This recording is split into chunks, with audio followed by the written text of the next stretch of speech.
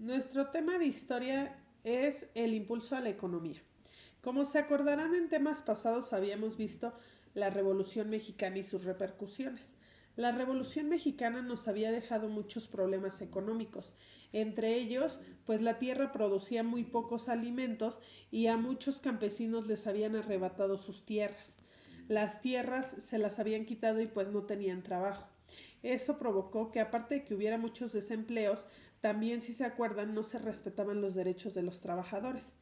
México no contaba con que, después de mucho tiempo, en México no había caminos, no había medios de comunicación y aparte muchos poblados de la República ni siquiera tenían electrificación y no había cómo comunicarnos. Eso hizo que nuestros recursos fueran muy pocos. Aparte de eso, si se acuerdan, teníamos una deuda con el extranjero, deuda que seguía exigiendo muchos intereses.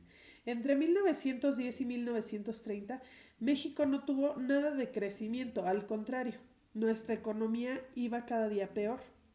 Durante el gobierno de Lázaro Cárdenas, que fue de 1934 a 1940, la reforma agraria se convirtió en el instrumento de la economía.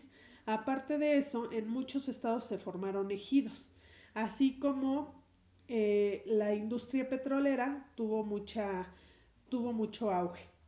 Un ejido, regresamos, es una porción de tierra que se usaba de forma colectiva, ya fuera que se usara para la ganadería o para la agricultura y le pertenecía al Estado.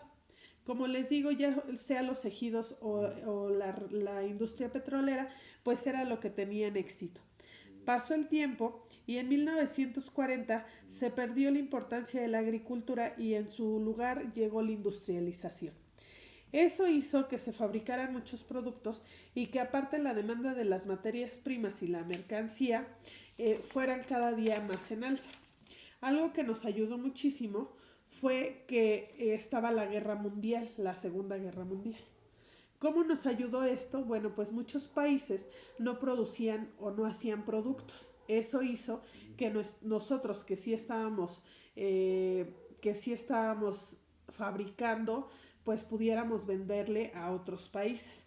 A eso le llamamos el milagro mexicano.